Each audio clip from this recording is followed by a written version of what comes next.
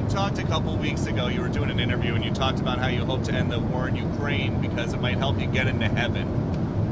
How does this help? Does this help? I mean, you know, I'm being a little cute.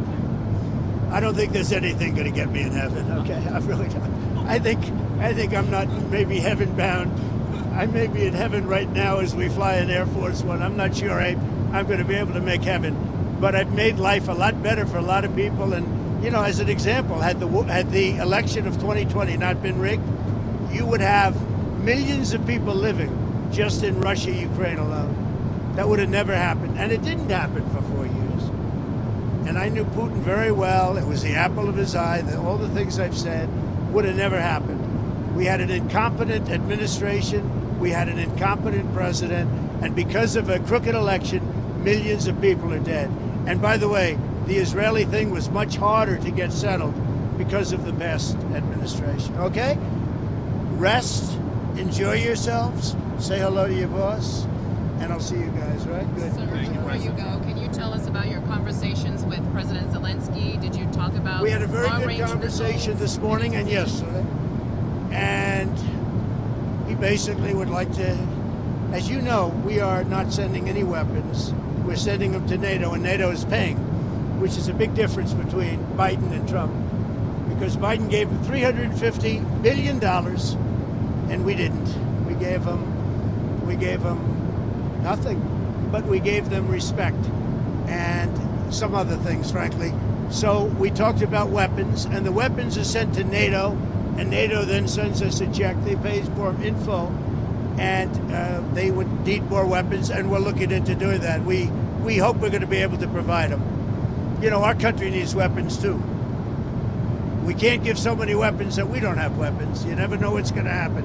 Who knows what's going to happen? But NATO pays us 100% for the weapons, and then they send them into Ukraine. And we talked about the weapons they need, what kind of weapons. They need Patriots very badly. They'd like to have Tomahawks. That's a step up. They'd like to have Tomahawks. We talked about that. And so we'll see. Well, I don't know. I might have to speak to Russia, to be honest with you, about Tomahawks.